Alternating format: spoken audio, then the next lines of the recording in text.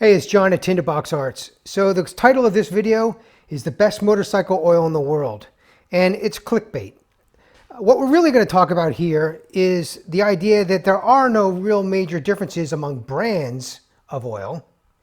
And I want to introduce you to the idea of specifications for oil and help you understand how easy it is to pick an oil regardless of brand. When I was in marketing, we had something we call the FUD factor, F-U-D. It stands for fear, uncertainty, and doubt. And the idea was, as a marketer, if you can create fear, uncertainty, and doubt in the minds of the consumers you're marketing to, you can put pretty much anything you want into their brains and make them buy your product. Well, fear, uncertainty, and doubt is rampant in the oil industry. And I see all sorts of things that are just flat out wrong in motorcycle forums, and I see it a lot. And some of the marketing that oil companies use is also pretty misleading. All right, check it out. Here's the manual for my R1200 RT. And if I open up to the page where engine oil is specified, you'll see a whole bunch of letters and numbers here, and they may be meaningless to you, but they're important. So you have viscosity, which is here, and you have these letters here, which mean something very important. So you have API SF and ACEA A2 or better. What does that mean? Here's a Triumph manual from my Bonneville. Again, I open up the page to the oil, and there's a section here that specifies 10W40 or 15W50 and meets specification API SH or higher and JASO MA. Well, again, what does that mean? All right, the oil industry, like a lot of industries, has some standards-making bodies, which are basically non-profit organizations which create standards for the products.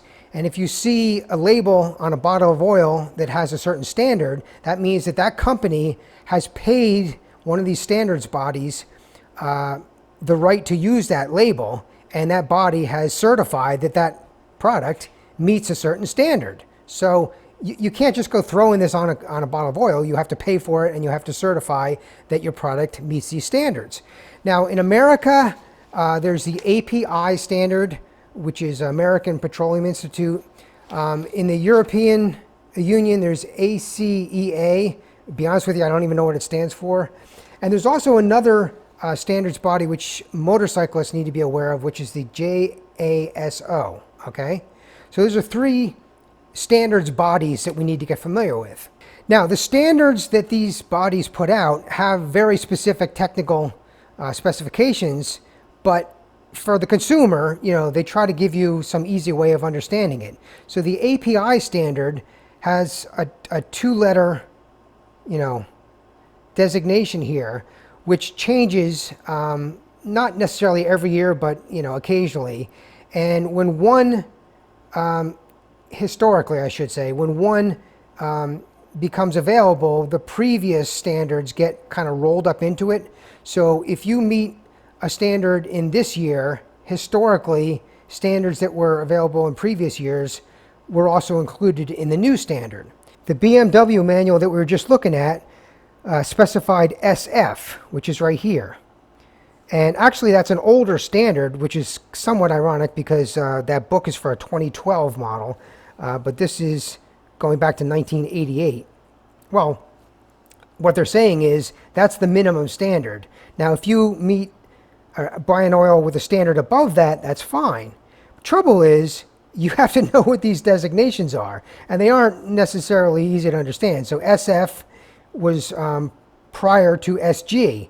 SG was prior to SH.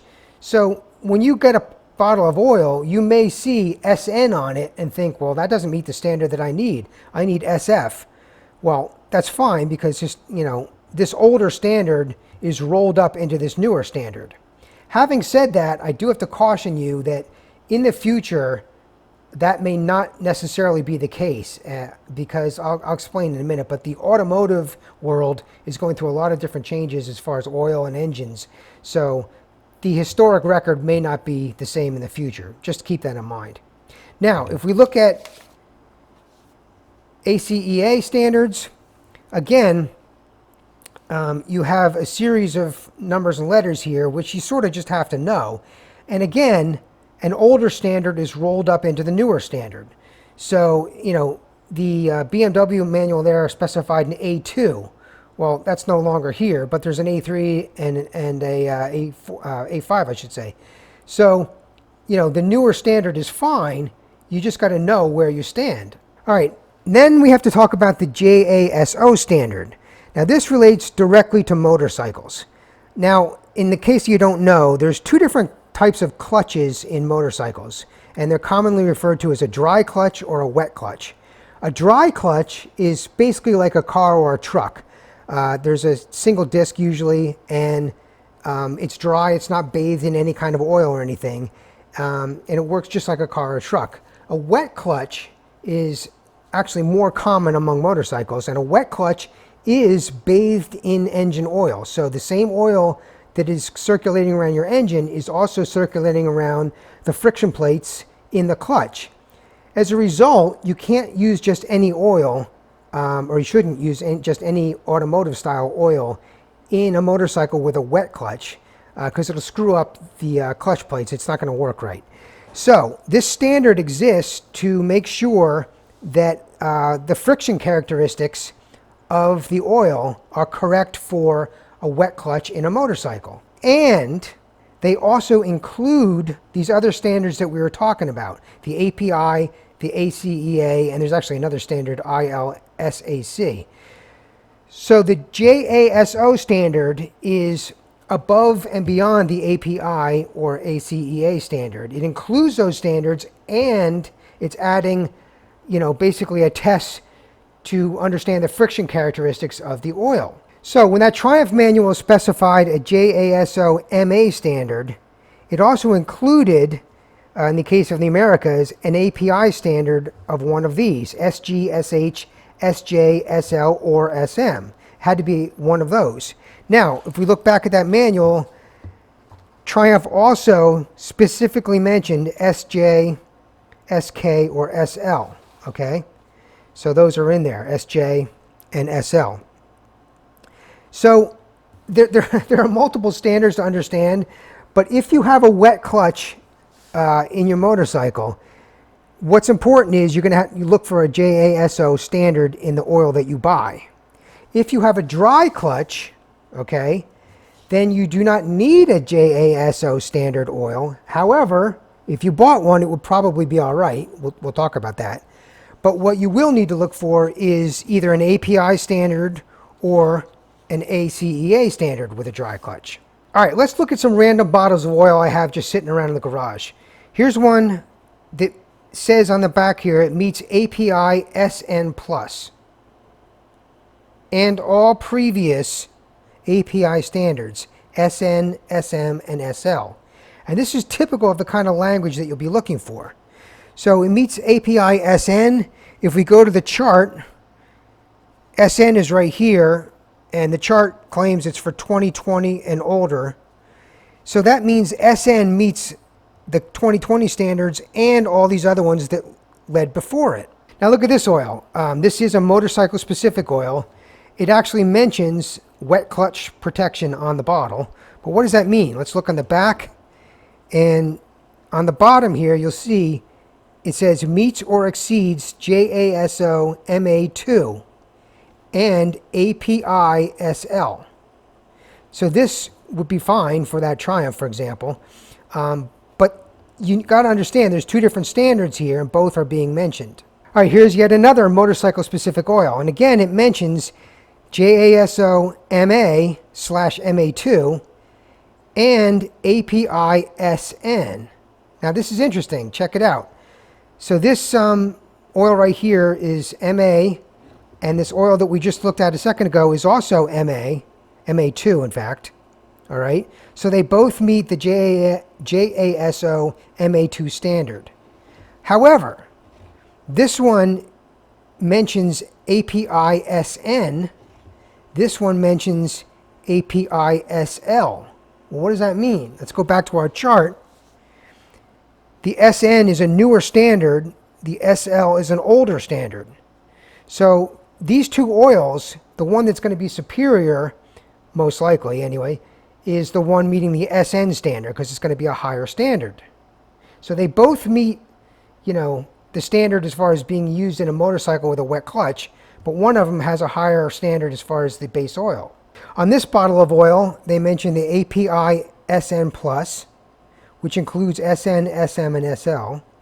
And they mention this other one, ILSAC GF5. Now that isn't used very often, but it's interesting that they mention it on the bottle. And if we look, GF5, that's an older standard, and you can use GF6A where GF5 is recommended. So there's lots of different standards here, but what's important to understand is you need to look at your manual. The manufacturer will have told you what you need to know as far as the standard, and as long as you're at that standard or better, you're fine. And here's just one more side note. This is a bottle of gear oil, which is different than engine oil, of course, and that has its own API designation. In this case, it's a GL4 and GL5, and there are some bikes that use gear oil, so I just want to mention that real quick. So all these different types of oils have standards associated with them, and the brand, in a sense, really doesn't matter. Now, is it possible you're buying some, you know, no-name garbage brand that has a false label on it, basically trying to scam you? Yeah, I guess it's possible, sure. But if you're buying any, you know, national brand with a label on it that's recognizable, you're going to be fine. So as far as that, all you have to look for is the standards label and understand what that means. So you look in your manual, you find the minimum standard, you find the bottle and the standard on the bottle, and if it's that's recommended in the manual or better, you're fine. All right, very briefly, let's talk about viscosity, which is an SAE standard. All right, so these oils that we're putting in our bikes these days are going to be multi-viscosity oils, which means that they have the first number, which is associated with cool ambient temperatures, and a second number, which is associated with warm ambient temperatures. And again, your manual will tell you what the manufacturer thinks is the correct viscosity for your engine, but also for the ambient temps that you'll be running. And the point is, if you're running, you know, let's say in a desert somewhere and it's 100-degree Fahrenheit heat all day long, that's going to need a different viscosity than if you're, you know, in Alaska in the wintertime somewhere. So the point is, and there are places on Earth where you may need to run a different oil in the wintertime versus summertime. That does exist. Most of us can get away, though, with this multi-viscosity oil that has a range that it's going to be effective in. And as long as the ambient temperatures that we're running in are within the range specified, we can use this oil. And 10W40 is a very common one. 15W50, 20W50 are also very common. But your manual will tell you. If I go back to the BMW manual here, you'll see there's a temperature range there in the chart on the right, and then an oil viscosity recommendation on the left. So you just look at what kind of temperatures you're going to be having in your riding conditions and pick the viscosity oil that the manufacturer recommends. It's as simple as that. And viscosity of an oil really depends on how the engine was designed and constructed. And that brings me to a point I alluded to earlier, which is that some of these standards are changing in the sense that they are not any longer rolled up historically. And that's because automotive engines are changing dramatically. Tolerances are getting very tight. This first number now is often 0, not 10. And that's because the tolerances have become so tight that you need a thinner oil.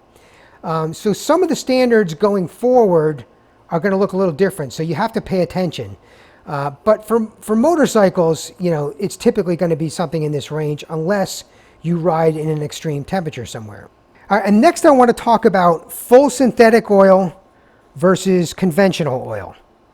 Now, again, the manual may mention this or it may not. In this Triumph manual, they did mention to use semi or fully synthetic oil. Well, what does that mean? Well, it's beyond the scope of this video to explain the whole thing to you, but I encourage you to look some of this up. But synthetic oil is manufactured differently than conventional oil. And because of the way it's manufactured, it's inherently more stable as far as viscosity. by that, I mean that over time, oil breaks down, right? Because you have heat in the engine, you have shear forces in the engine working on the molecules of the oil itself, and these forces tend to break down the oil over time. This is normal, it's natural. The only difference between a conventional oil and a fully synthetic oil that both meet the same standard, okay? The only difference is going to be that a fully synthetic oil is more resistant to viscosity breakdown. That's it. There's no other differences. There's all sorts of old wives' tales about synthetic oil causing seals to leak and all sorts of weird things like that. It's not true. It's an old wives' tale. I am making that assertion. You don't need to believe me, but I'm making the assertion in the hope that you'll go look some of this up and investigate for yourself. There's no difference functionally between a synthetic and a conventional oil that meets the same standard, except that synthetic oil will last a little longer as far as its viscosity. So, in a motorcycle, we have often air-cooled engines, so they do get quite hot. And if you're in a situation where, let's say you're on a highway trip somewhere and you get stuck in traffic for a couple hours, that engine is going to get pretty hot. So it's an advantageous thing to have a synthetic oil because it's more resistant to that heat breaking it down. Now, if you're the kind of rider that puts a ton of miles on your motorcycle every year, 20, 30,000 miles or something, then you're changing your oil so often that it's probably not going to matter, honestly. The oil's not even going to have a chance to break down so much because you're putting so many miles on it that you're changing it before it has a chance to even break down. On the other hand, if you're a type of rider where you have multiple bikes and you only ride one particular bike a few times every so often and you don't get as much use out of it, or you just don't get out that much and you don't put that many miles on your bike, maybe you only change your oil once a year. Well, in that case, you might be better served by a synthetic oil because it's going to sit there for a long period of time, get abused, and not get changed very often. And another instance might be, like I said, if you ride in an extreme temperature zone, so you're in a desert or whatever, and just riding in high heat, or you're really cranking on your bike, you have a sport bike or something like that, then a full synthetic gives you an advantage in that it won't break down as easily. But I beg you to look this up for yourself. There is no functional difference between these two types of oils other than that viscosity breakdown. So if this oil meets API-SN and this oil meets API-SN, then there's not going to be any difference as far as performance other than over the long haul, this will maintain its viscosity better. So getting back to the title of this video, the best motorcycle oil in the world, well, there is no such thing. And you will see, like in this BMW manual, they may have a specific recommendation. BMW recommends Castrol oil. Is that because it's magical oil? No, it's because Castrol paid to have their logo in the manual. It's as simple as that. It's not important, the brand. What is important are the specifications that the manufacturer recommends in the manual. You go to the chart and find what you need as far as that. And then when you buy the oil, you get the right viscosity for your temperature, your ambient temperature, and you find the right API or other standard that you need. That's it. That's all you have to worry about.